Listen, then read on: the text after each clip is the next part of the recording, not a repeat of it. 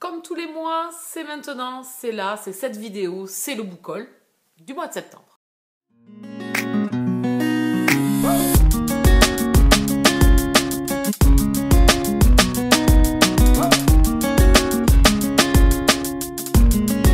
Bien le bonjour et bienvenue sur la chaîne, je suis ravie de vous retrouver car aujourd'hui c'est le book haul. Oui, qu'est-ce qui est arrivé dans le courant du mois de septembre, dans la pile à lire, dans la bibliothèque peut-être. Enfin voilà, c'est le moment de vous présenter tout ça. Encore une fois, ce mois-ci, zéro achat, je n'ai rien acheté. De toute façon, comme d'habitude, j'en ai largement assez avec ce que je reçois. Vu mon rythme de lecture, j'en ai plus que plus. J'ai un petit rythme. Donc bon, ça tombe bien que je fasse pas trop de craquage. Quoi qu'au mois d'octobre, on va se le dire là, on va s'avouer tout maintenant, je vais craquer.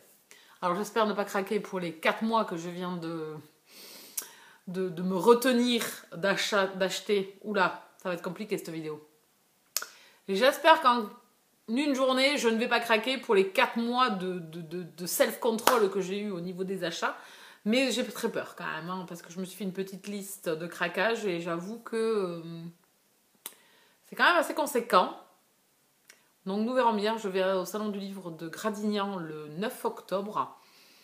Donc bon, c'est des poches en plus, donc vous vous imaginez bien que l'homme poche, bon, on a le double de craquage qu'un grand format. Enfin, moi psychologiquement, c'est un peu ça le truc. Donc bon, on verra bien. Là, on est sur le book haul du mois de septembre, donc on va éviter de se disperser. Enfin, je vais éviter de me disperser parce que c'est toujours moi qui digresse, oui, je sais. Donc, il y a 8 romans dans la pile à lire du mois de septembre. Attends, je les ai déjà lus. Je suis quand même un peu avancée, c'est pas plus mal. Au lieu de lire ceux que j'avais reçus avant, non, j'ai lu les derniers que j'ai reçus. C'est la nouvelle logique sur cette chaîne, où il n'y a jamais de logique en fait, vous avez compris de toute façon. Donc, je vais commencer par les services presse numériques, puisqu'il n'y a que des services presse, et il y a un cadeau que j'ai à vous montrer. Voilà. Allez, on est parti. Le premier, c'est Faux Petit Ami, le tome 3, Joueur de Eden Finlay, que j'ai lu, dont je vous ai parlé et que je vous ai chroniqué sur la chaîne. Vous pouvez le retrouver dans les dernières vidéos gazettes sur la chaîne. C'est une romance contemporaine, et même dans le milieu sportif. Et franchement, j'adore cette saga. Maintenant, à votre avis, bah, il me tarde d'avoir le tome 4, hein. Voilà, c'est aussi simple que ça. Ça marche très bien, c'est très fluide, voilà, c'est détente, c'est parfait dans ces lectures où j'aime beaucoup la romance elle-même, surtout dans le milieu sportif où des fois c'est un peu, enfin de la façon dont ça nous est retranscrit, et je pense que ça existe aussi, c'est un peu machiste, un peu viril, voilà, l'homosexualité n'est pas trop acceptée. Donc dans cette saga, j'aime beaucoup suivre ce fil conducteur un petit peu de la confrontation de certains joueurs face au public, face à leur équipe, enfin à leur vie en général, leur vie sportive. Donc franchement, c'est hyper sympa. Le numéro 2 en numérique arrivé, pareil, on reste aux éditions Bookmark, c'est Riven, le tome 1. Le tome 1, c'était Croire en l'avenir, de Roanne Parish. J'ai enfin découvert cette autrice. J'ai beaucoup aimé ma lecture. Pareil, ce roman-là, je vous en ai déjà parlé. La gazette, elle est postée sur la chaîne. Ça fait partie de la même gazette que Faux Petit Ami. N'hésitez pas à aller la voir. J'ai passé un bon moment de lecture. Je lirai la suite. Pareil, on va changer. Comme dans le Faux Petit Ami, on change de couple à chaque tome. Donc je continuerai parce que j'ai passé un bon moment de lecture. Et puis c'est une lecture pareille, fluide et agréable. Oui, c'était ça qu'elle voulait dire. Elle a eu du mal, mais elle l'a sorti. Voilà, et ensuite on continue aux éditions Juno Publishing avec toujours du MM et avec Touchdown, le tome de Kick-Off de Charlie Dark. J'ai beaucoup aimé le tome 1. Vous pouvez retrouver pareil l'avis sur la chaîne. Les vignettes sont en images, donc n'hésitez pas à regarder un petit peu les vignettes que j'ai en serre. Et vous avez la vidéo consacrée à cette lecture. J'essaierai de mettre le petit i dans la barre d'infos en haut, ici, je crois que c'est de ce côté, je crois que c'est la première fois que j'y arrive du premier coup. C'est ici où je vous mettrai l'avis que j'ai posté sur cette lecture. On est pareil ici dans l'univers sportif du football américain, un peu comme dans Faux Petit Ami. J'ai beaucoup aimé ce tome 1 où on va rencontrer Wyatt et Jessie, et ici dans ce tome 2, on va les retrouver.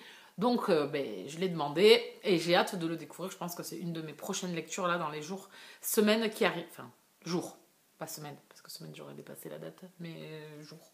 Voilà. Voilà.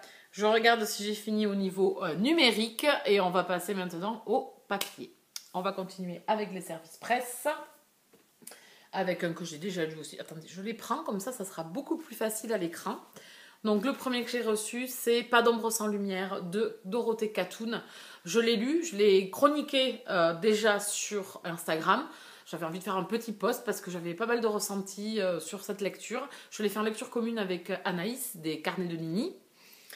Donc c'était une très très bonne lecture, c'était un beau moment avec, on est ici dans du contemporain avec, on va suivre, elle va y arriver, elle va pas y arriver. Non, elle va pas y arriver.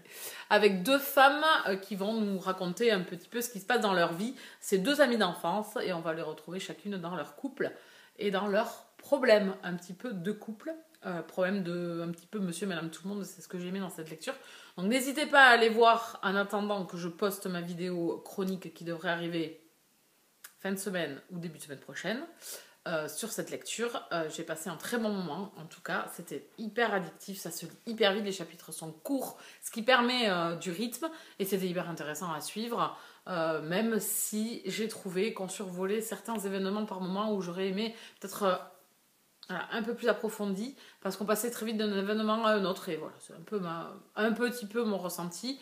Ça aurait mérité une centaine de pages de plus, c'était pas négligeable, ça aurait pas été dérangeant. Ça aurait été appréciable aussi parce qu'on est bien dans cette lecture. Donc voilà.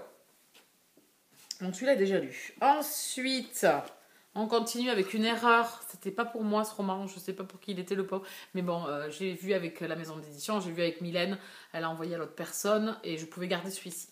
Donc c'est Alex, 7 ans, enfant de personne de Cathy Glass. C'est un témoignage aux éditions Archipel aussi, comme l'autre. Ici, c'est dans la collection Instant suspendu des grands formats de chez Archipel. Et ici, on est en poche. On est sur un témoignage d'une femme, Cathy Glass, qui va nous raconter un petit peu comment elle vit d'être famille d'accueil, de recevoir ses enfants, et tout particulièrement ce petit garçon, Alex. Je ne l'avais pas demandé, c'est une erreur d'envoi. Je pense que je vais essayer de vous le faire gagner en concours. Donc, je suis quand même intriguée, mais j'ai tellement peur de le lire, ce roman, d'avoir le cœur broyé, parce que ce petit garçon est ballotté de famille d'accueil en famille d'accueil.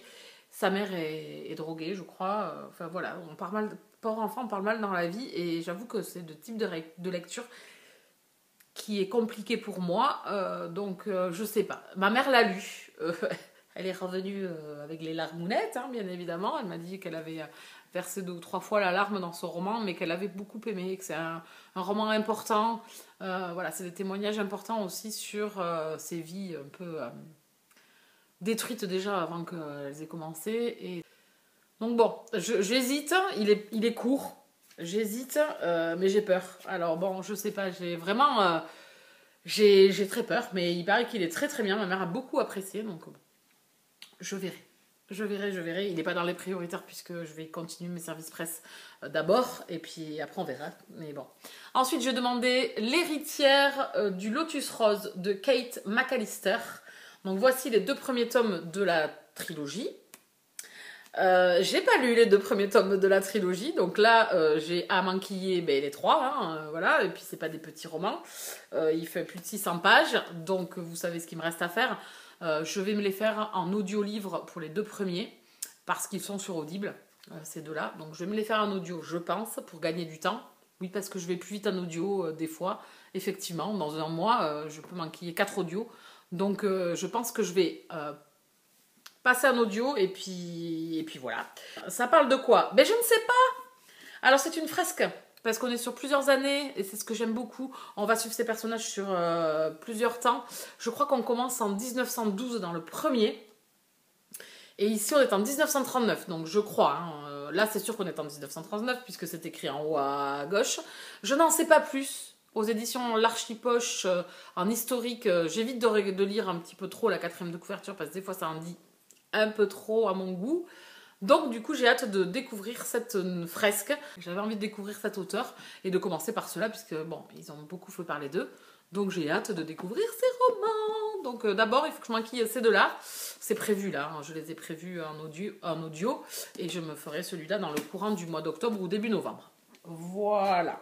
Et le dernier que j'ai reçu, on reste toujours chez l'Archipel et toujours chez Archipoche, avec La Rose et le Bourreau de Patrick Pesneau. On est ici avec une jeune femme qui va se travestir en homme dans la période de Louis XV. Voilà, juste cette petite phrase a fait le reste. J'ai pensé de suite à Lady Oscar. S'il faut, ça n'aura aucun rapport, sûrement d'ailleurs, parce que bon, c'était qu'un anime, hein, Lady Oscar, mais... Voilà, j'ai envie de découvrir cette femme qui veut sortir du carcan de sa vie, qui veut en sortir. C'est tout ce que j'en sais. Elle est orpheline et voilà. Je ne vais pas savoir plus. Je veux découvrir ce roman. Il est assez court. Là, dans mon historique, pour une fois, on change. Il fait 350 pages. Je vais le bouffer. Je pense pas attendre longtemps celui-là. Je pense qu'il va passer devant d'autres qui sont arrivés avant, mais bon, voilà, je peux pas m'en empêcher. Celui-là me tente trop, donc je vous en reparle. Je vous en reparle là très vite, hein, les gars. Je pense, si je le lis dans le courant du mois d'octobre, soit la vidéo fin octobre, soit début novembre, pour vous faire le retour sur cette lecture. Et le dernier, mais pas des moindres, donc on a fini avec les services presse. Je vous ai tout montré, vous savez tout, donc j'ai du boulot. J'en ai commencé déjà certains, mais j'en fais déjà. En fait, que j'ai toujours pas. On y est là, on fait que les services presse, donc je suis à fond. Et le dernier, c'est un cadeau de ma copinette Anaïs, donc les carnets de Nini, dont je vous parlais tout à l'heure, avec laquelle j'ai fait la lecture commune de Pas d'ombre sans lumière, qui m'a fait un superbe cadeau. Elle est allée à Lys-le-Noir, c'est un salon du livre dans le Tarn. J'avais hésité à y aller, bon, c'est pas trop près de chez moi, c'est pas trop loin non plus, il y a que 2h30 de route, donc bon, c'était pas non plus le bout du monde. Et puis au final, bon, j'ai eu un peu la flemme, j'avoue, et elle y est allée avec son mari, donc c'était pareil, un salon assez petit, assez intimiste, et elle m'a parlé d'un auteur que j'avais repéré aussi, bizarrement, et dont elle avait adoré le premier tome. Et elle m'a offert donc ce premier tome, puisqu'elle l'a adoré et que l'auteur était présent au salon où elle était. Donc l'affaire de Clara Miller de Olivier Ball. C'est un auteur dont j'ai beaucoup entendu parler. Et en plus, elle me l'a fait dédicacer. Donc ça, c'est trop bien. La dédicace, je l'ai trouvée géniale. Et je vais enfin découvrir cet auteur. Et je pense essayer de me le caser avant la fin de l'année. J'aimerais bien. On verra bien si j'ai le temps ou pas. C'est un manoir...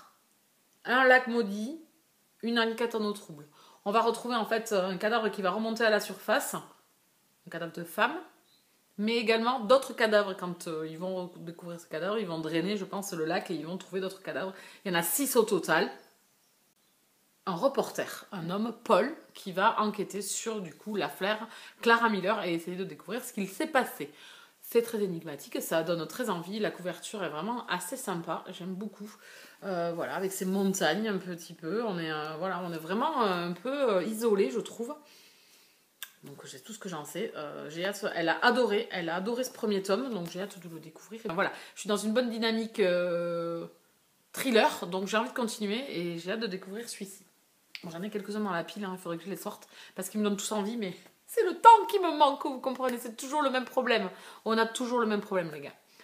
On est arrivé au bout de cette vidéo. N'hésitez pas à vous abonner sur la chaîne et à rester avec moi. Pour ceci, vous cliquez sur abonner, vous cliquez sur la cloche pour être prévenu de toutes mes parutions. Mettez un pouce sur la vidéo, ça fait toujours plaisir. N'hésitez pas à venir discuter en commentaire si vous le souhaitez ou sinon me retrouver sur les réseaux sociaux. Tout est en barre d'infos. Je crois avoir tout dit.